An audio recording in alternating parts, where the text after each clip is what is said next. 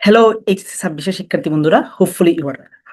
আজকে তোমাদেরকে নিয়ে বা পরীক্ষার গাইডলাইন নিয়ে কিছু কথা বলবো। হোপফুলি মনোযোগ সহকারে কথাগুলো শুনবা।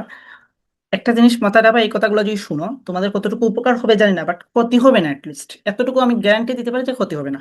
আর আরেকটা জিনিস, যারা এইচএসসি 26 যারা আছো, তোমরা যারা রেগুলার পড়ার মধ্যে আছো, তোমরা সম্পূর্ণ ভিডিওটা দেখো। যারা রেগুলার পড়ার মধ্যে নাই, তোমরা স্কিপ করে যাইতে পারো। কারণ আমার এই যে কথাগুলো ইন্টারেস্টিং মনে হবে না, এবং আমি তেল দিয়ে কথা বলতে পছন্দ করি না। সহজ বাংলা ভাষায় বলে দিলাম, তেল দিয়ে কথা বলতে আমি পছন্দ করি না। বা এত স্টুডেন্ট ফ্রেন্ড বেজও আমার প্রয়োজন পড়ে না, বা আমার অ্যাকচুয়ালি দরকার নাই। শিক্ষকতাকে আমি পেশা হিসাবে নেই। আমি বিশ্বাস করি আমার ব্লাডের মধ্যে শিক্ষকতা পজিটিভ আছে। ক্লিয়ার, শিক্ষকতা পজিটিভ আছে। তো এজন্যই আর কি 6 বছর পড়াচ্ছি, অনলাইন অফলাইন মিলিয়ে। তো 6 বছরের এক্সপিরিয়েন্স থেকে আমি কথাগুলো শেয়ার করছি। প্রথমত দেখো, আমাদের অনলাইনে যারা জনপ্রিয় টিচাররা আছেন, অনলাইনে জনপ্রিয় টিচাররা, অবভিয়াসলি আপনাদের টিচাররা অনেকেই অনলাইনে জনপ্রিয়, এবং আপনারা তাদের কথা শুনেন। হ্যাঁ, এখন এই যে জনপ্রিয় টিচার, আনুগতিক ধারায় দেখা গেছে লাস্ট 2-3 বছরে যে তারা কি করেন, তারা প্রত্যেকবার এসএসসি পরীক্ষা হোক বা এইচএসসি পরীক্ষা হোক, প্রত্যেকবার পরীক্ষার আগের রাতে ওয়ান শট নামক একটা স্ক্যাম নিয়ে আসেন। ওয়ান শট নামক একটা স্ক্যাম, আই রিপিট অ্যাগেইন, পরীক্ষার আগের রাতে 3-4 ঘন্টার একটা ওয়ান শট স্ক্যাম নিয়ে আসেন। এখন কথা হচ্ছে যে এইটাকে আমি কি জন্য স্ক্যাম বলছি। দেখো, তোমরা যারা মানে রেগুলার পড়াশোনায় আসো, তোমরাও সেটা স্বীকার করতে বাধ্য যে যে 1.5 থেকে 2 বছর টাইম পাইছো, ওই 1.5 থেকে 2 বছর টাইমে যে জিনিসটা তুমি কাভার করতে পারো না, সেটা পরীক্ষার আগের রাতে 4 ঘন্টার ভিডিও দেখে তুমি কিভাবে কাভার করবে। ওকে, সো এইটাকে আমি বলবো যে অনলাইন একটা ফাত্রামি ছাড়া আর কোনো কিছুই না, ফাত্রামি ছাড়া আর কোনো কিছুই না। এখন কথা হচ্ছে, তাহলে এত এত ভিউজ কিরকম আসে? তো তোমরা যদি প্রতি বছরে যদি পরীক্ষা দাও, আমি বলবো যে 20% তোমরা রেগুলার স্টুডেন্ট না। 20% রেগুলার স্টুডেন্ট থাকে না, বাট বাকি 80 থেকে 70% স্টুডেন্ট গুলো রেগুলার। 1.5 থেকে 2 বছর মোটামুটি হইলেও পড়ছে, মোটামুটি হইলেও জানে। তবুও আমরা কি জন্য দেখি? কারণ একটা কথা আছে যে গুরু যা বলে শিষ্যরা তাই করে। সো আমাদের গুরুরাই আমাদের ম্যানিপুলেট করেন ওয়ান শট ক্লাস দেখার জন্য। এখানে তারা কিন্তু চাইলে, এই যে এখন যে জোনটা আছে, এই টাইম জোনে কিন্তু তারা চাইলে ওই ক্লাসগুলো আপলোড দিতে পারতেন। কি জন্য দিচ্ছেন না? উনি পরীক্ষার আগের রাতে যে কন্টেন্ট গুলো দিবেন, এই কন্টেন্ট গুলো এখন দিলে কি খুব বেশি ক্ষতি হয়ে যায়? তোমাদের পরীক্ষা যেহেতু 2 তারিখ, সো 2 তারিখের আগে, লাইক দ্যাট, আমি বলবো যে 27 তারিখ বা 28 তারিখ পর্যন্ত তোমরা সায়েন্সের সাবজেক্ট গুলো পড়তেই পারো। Like physics, chemistry, math, biology, এগুলো পড়তে পারো। তারপরে তুমি বাংলা পড়ো, তারপরে রুটিন ওয়াইজ তুমি চলো।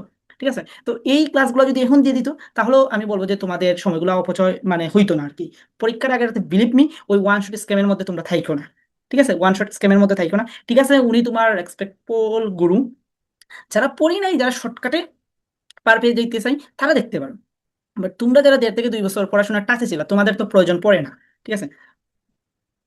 এবং এইখানে তোমরা যারা 1.5 থেকে 2 বছর কষ্ট করছো, অবভিয়াসলি ইন ফিউচার গোলের জন্য কষ্ট করছো, কারণ এইচএসসির পর তোমাদের কি অ্যাডমিশন আছে, বা তোমরা যারা আউট কান্ট্রিতে ব্যাচেলর করতে যাবে তাদের একটা লক্ষ্য আছে। সো এইখানে তোমাদের এইচএসসি রেজাল্টটা, স্পেশালি এইচএসসি মার্কসটা বেশি ইম্পর্টেন্ট। ইঞ্জিনিয়ারিং সেক্টরে তুমি যদি যেতেছো, লাইক দ্যাট কুয়েট, এগুলোতে মার্কস কাউন্ট করবে অ্যাপ্লাই এর জন্য। আর তুমি যদি ধরো মেডিকেল সেক্টর এগুলোতে থাকতেছো, বা ভার্সিটি সেক্টর, সেখানে কিন্তু জিপিএটা একটা ভেরি গুড। ঠিক আছে? তো আমি বলবো যে এই ওয়ান শট স্ক্যামে তোমরা পড়বে না। এখন যে টাইমটা আছে, এই টাইমের মধ্যে তোমরা যে জিনিসটা করতে পারো, এই যে সায়েন্সের সাবজেক্টগুলো গুছিয়ে নিতে পারো। প্লাস আমি বলবো যে তোমরা যে কোনো অধ্যায়, ফিজিক্স এবং হাই ম্যাথের ক্ষেত্রে আমি বলি, এখানে তো 10টা করে অধ্যায় আছে, তাইলে ওই 10টার থেকে তুমি 6টা অধ্যায় সিলেক্ট করো, এবং 6টা অধ্যায়ের ফর্মুলা তুমি কি করো, নোট ডাউন করে রাখো। কি জন্য 6টা অধ্যায় বলছি? কারণ প্রশ্ন থাকবে 8টা, তোমাকে দিতে হবে 5টা। এখন সেটের মধ্যে একটা সেটের মধ্যে প্রশ্ন, একটা বা দুইটা প্রশ্ন ডিফিকাল্ট থাকতেই পারে। তো তুমি এমন 6টা অধ্যায় সিলেক্ট করো যে 6টা অধ্যায়ের উপর তোমার কনফিডেন্স আছে, এবং ওই 6টা অধ্যায় মোটামুটি ইম্পর্টেন্ট। তাহলে ওই 6টা অধ্যায় তুমি শর্ট নোটটা করে নাও।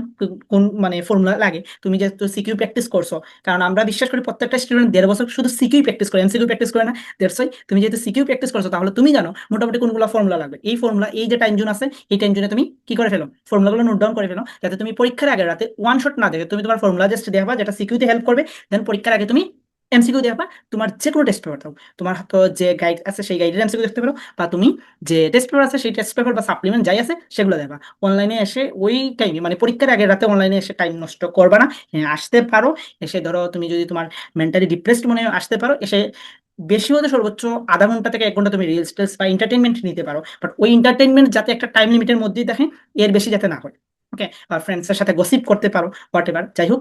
বাট একটা টাইম লিমিট, লাইক দ্যাট 30 থেকে 1 ঘন্টা, 30 মিনিট থেকে 1 ঘন্টার মধ্যে যাতে থাকে। বাট ওই 2-3 ঘন্টার ওয়ান শট দেখে আসলে পরীক্ষার আগে রাতে কোনো কিছুই হবে না। এটা স্ক্যাম। এখন বলতে পারো যে রেজাল্ট ভালো হয়েছে, এই রেজাল্টটা ভালো হইব, ভালো হয় বা হয়েছে তুমি যে 1.5 বছর পরিশ্রম করছো, এই এক রাতের পরিশ্রমে তোমার রেজাল্ট কোনো কিছু হয় নাই। ঠিক আছে? তো যাই হোক, এই ছিল আর কি মোটামুটি। তারপরে তোমরা যারা ধরো এইচএস 26 যারা আছো, তোমাদের জন্য আমি এমসিকিউ, প্রত্যেকটা অধ্যায়ের এমসিকিউ দিয়েছি, মানে এখানে কমেন্ট বক্সে পেয়ে যাবা। এইখানে তোমরা প্রায় প্রতিটা অধ্যায়ের তোমরা 90 থেকে 100টা এমসিকিউ পাবা, যে এমসিকিউ গত বছর অর্থাৎ 25-26 সেশনের তোমাদের অ্যাডমিশন টেস্টে আসছে, প্লাস তোমাদের বোর্ড কোয়েকশনগুলো মিলিয়ে আমি প্রত্যেকটা অধ্যায়ের এমসিকিউ রেডি করছি। এই এমসিকিউ গুলো তোমরা সাদা কালো প্রিন্ট করে নিজেরা বাসায় বসে প্র্যাকটিস করতে পারো, যেটা তোমার পরীক্ষার সময় একটা কনফিডেন্স যোগাবে বলে আমি মনে করি। ঠিক আছে? আর কি, আর সবাই ঠান্ডা মাথায় পরীক্ষা দিবা, সকলের পরীক্ষা ভালো হোক। আর এখন এই টাইম জুড়ে শুধুমাত্র সায়েন্সের গুলোই প্র্যাকটিস করো, দেন 28 বা 29 তারিখ থেকে তোমরা তোমাদের রুটিন মাফিক পড়াশোনা শুরু করো। সকলের পরীক্ষা ভালো হোক এই প্রত্যাশাটুকুই করি। Best of luck HS 26।